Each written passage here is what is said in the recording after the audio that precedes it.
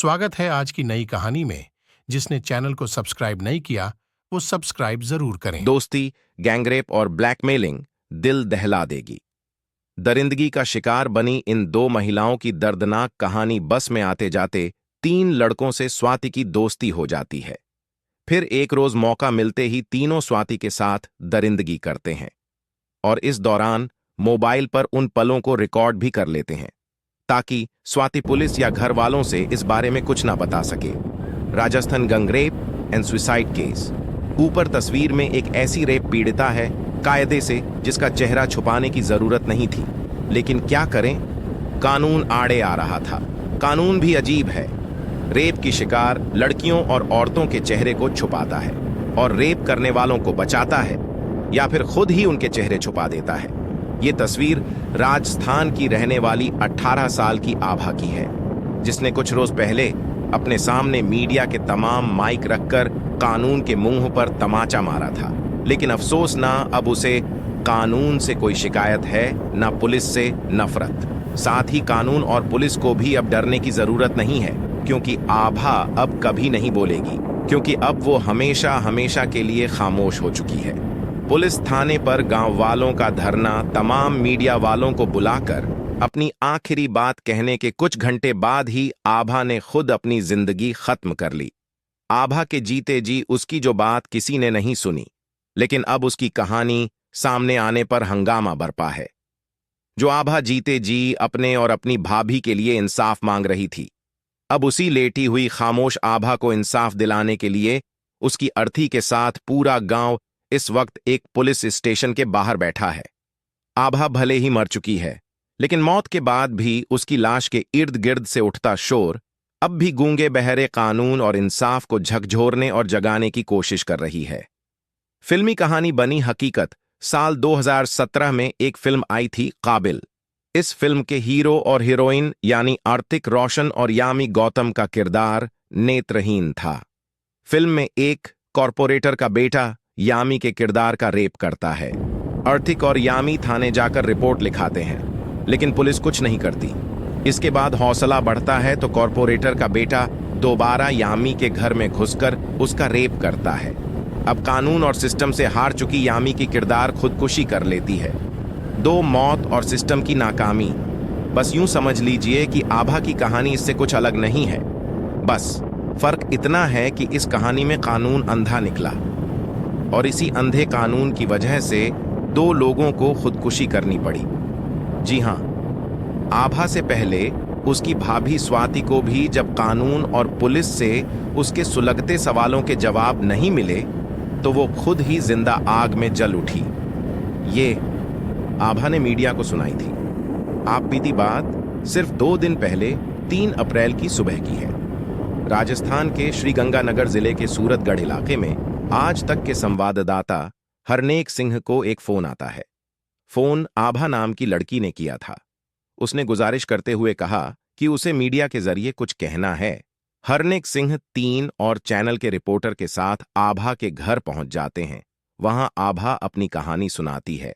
मंत्री के रिश्तेदार समेत 3 युवकों ने लूटी अस्मत इस कहानी की शुरुआत साल भर पहले होती है। आभा की भाभी स्वाति कॉलेज में पढ़ रही थीं। घर से कॉलेज वो बस से जाया करती थी। उसी बस में 3 और लड़के अपने कॉलेज जाया करते थे। इन लड़कों के नाम हैं अशोक, लालचंद और श्योचंद। इनमें से श्योचंद राजस्थान के कैबिनेट मंत्री सुमित गोदारा का रिश्तेदार है। बस में आते जाते तीनों लड़कों से स्वाति की दोस्ती हो जाती है। फिर एक रोज मौका मिलते ही तीनों स्वाति के साथ जबरदस्ती करते हैं और इस दौरान मोबाइल पर उन पलों को रिकॉर्ड भी कर लेते हैं ताकि स्वाति पुलिस या घर वालों से इस बारे में कुछ न कहे। महीनों चलता रहा ब्लैकमेलिंग का खेल। इसके बाद तीनों ने इसी धमकी के साथ स्वाति को छोड़ दिया। 2 बच्चों की मां स्वाति इस हादसे से डर गई। उसे लगा कि अगर उसके वीडियो उसके गांव और ससुराल वालों तक पहुंच गए तो उसकी शादीशुदा जिंदगी खत्म हो जाएगी, लिहाजा वो खामोश हो गई। इसके बाद स्वाति को नोचने खसोटने का ये सिलसिला महीनों चलता रहा। इज्जत की खातिर स्वाति अब तक खामोश थी, लेकिन फिर अचानक एक रोज वही तीनों लड़के स्वाति को धमकी देते हैं कि अब वो अपनी ननद आभा से उन्हें मिलाए, उसे फोन पर बात कराए, वरना वीडियो लीक कर देंगे। स्वाति अपना घर टूटने के डर से आभा को सारी बात बता देती है। 23 दिसंबर 2023 स्वाति और आभा संग एक साथ दरिंदगी। अब स्वाति के साथ साथ उसकी ननद आभा भी पूरी तरह से उन तीनों लड़कों के चंगुल में फंस चुकी थी। आभा नहीं चाहती थी कि उसकी भाभी की जिंदगी खराब हो, पर उसे पता नहीं था कि अब खुद उसकी जिंदगी भी अजाब हो चुकी है। ये सिलसिला भी महीनों चलता रहा। घर की इज्जत की खातिर दोनों अब तक खामोश थी, लेकिन फिर तभी 23 दिसंबर 2023 को जब स्वाति और आभा घर लौट रही थी, तब रास्ते में तीनों लड़के फिर से टकरा जाते हैं। इस बार तीनों पहली बार एक साथ दोनों की आबरू लूटते हैं। स्वाति ने पेट्रोल डालकर खुद को जलाया। लुटती हुई आबरू के बीच स्वाति अपने सामने अपनी ननद को भी लुटती देख रही थी। उससे ये बर्दाश्त नहीं हुआ। इसके बाद उसी शाम स्वाति ने खुद पर पेट्रोल डालकर खुद को जिंदा जला लिया। हालांकि उसकी सास और कुछ लोगों की उस पर नजर पड़ गई और उन्होंने फौरन आग बुझा दी, लेकिन तब तक स्वाति 80% झुलस चुकी थी। बाद में उसे अस्पताल ले जाया गया, लेकिन फिर 2 महीने बाद 23 फरवरी स्वाति ने दम तोड़ दिया। इज्जत की खातिर स्वाति ने दी जान। इस बीच स्वाति के झुलसने के बाद स्वाति के घर वालों ने बिना सच्चाई जाने स्वाति के ससुराल वालों पर ही उसे जला डालने का आरोप लगाया, जिस पर पुलिस ने स्वाति के पति और ननद आभा समेत पूरे घर वालों पर मुकदमा दर्ज कर लिया। लेकिन मरने से ऐन पहले खुद स्वाति ने पूरे गांव वालों के सामने ये बयान दिया कि उसका पति, ननद और उसके ससुराल के लोग बेकसूर हैं। उसने खुद को आग इज्जत की खातिर लगाई थी। स्वाति की मौत के बाद अब आभा ने भी हिम्मत जुटाई और घर वालों को सारी कहानी बता दी। मंत्री के रिश्तेदार को बचाने में जुटी राजस्थान पुलिस। इसके बाद आभा उन 3 लड़कों के खिलाफ रिपोर्ट लिखाने थाने गई और यहीं से अंधे कानून की अंधी कहानी की शुरुआत होती है। पहले तो पुलिस आभा पर दबाव डालती है कि वो 1 या 2 लड़के का ही नाम ले, तीनों का नहीं। खासकर उस लड़के का तो बिल्कुल नहीं जो राज्य के मंत्री का रिश्तेदार है। यानी पुलिस खुद ही तय कर रही है कि किस रेपिस्ट को छोड़ना है और किसे बचाना है। इतना ही नहीं, उन तीनों लड़कों को गिरफ्तार करने की बजाय उल्टे आभा से खुद इलाके का डीएसपी ऐसे ऐसे सवाल पूछ रहा था जिसे सुनकर आभा को लग रहा था जैसे एक बार फिर उसका बलात्कार हो रहा है। डिप्टी एएसपी और पुलिस वालों की बेशर्मी, अंधे कानून के अंधेपन का तमाशा अभी खत्म नहीं होता है। आभा के साथ गैंगरेप हुआ था। जाहिर है मेडिकल रिपोर्ट से उसकी सच्चाई सामने आ जाती, पर कानून को अपने हिसाब से नचाने वाले डिप्टी एएसपी और उनके बहादुर पुलिस वालों की बेशर्मी देखिए कि मेडिकल टेस्ट के लिए आभा को उसके गांव से श्री गंगानगर अकेले उस दिन अस्पताल भेजते हैं, जिस दिन अस्पताल में छुट्टी थी। कोई डॉक्टर तक नहीं था। अभी बेशर्मी खत्म नहीं हुई है।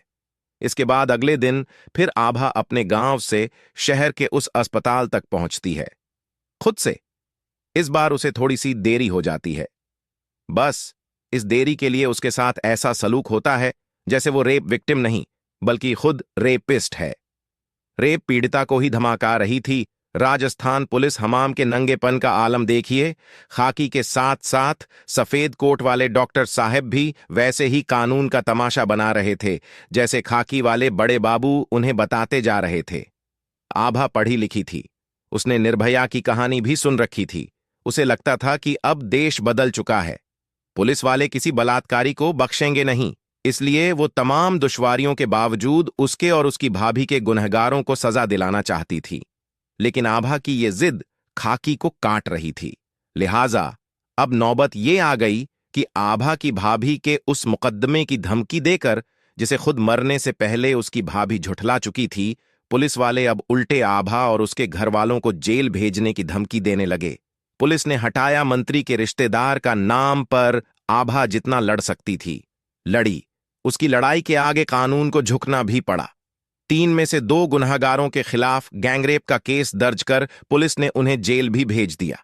लेकिन तीसरे और सबसे ताकतवर गुनहगार की लड़ाई अब भी जारी थी, क्योंकि तीसरा गुनहगार कोई मामूली गुनहगार नहीं था, राज्य के एक मंत्री का रिश्तेदार था। लिहाजा पुलिस ने अपना पूरा फर्ज निभाते हुए उसे इस केस से दूर कर दिया।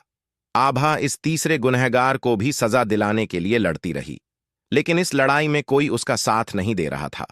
उल्टे उसकी वजह से घर और घर के लोगों की परेशानियां बढ़ती जा रही थीं।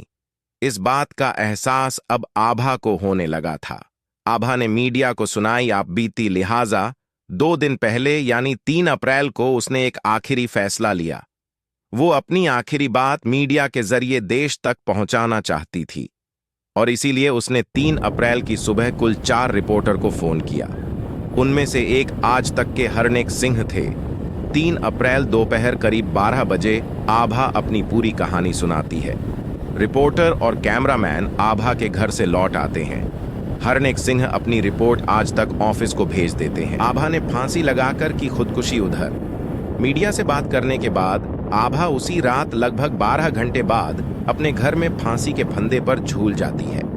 फांसी पर झूलने से पहले वो अपनी कलाई भी काट लेती है, यानी वो खुद के जिंदा बच जाने की कोई भी गुंजाइश छोड़ना ही नहीं चाहती थी।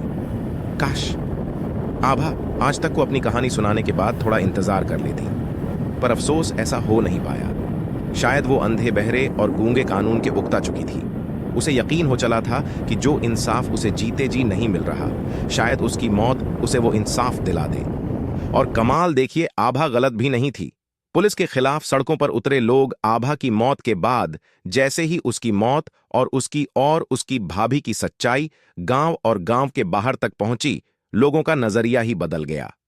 अब वही लोग उसकी लड़ाई को अपनी लड़ाई बनाकर पुलिस के खिलाफ सड़क पर उतर आए।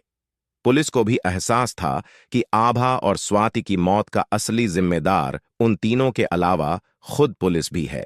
लिहाजा अब खुद पुलिस के पास भी अपने बेशर्म चेहरे को छुपाने का कोई रास्ता नहीं बचा था।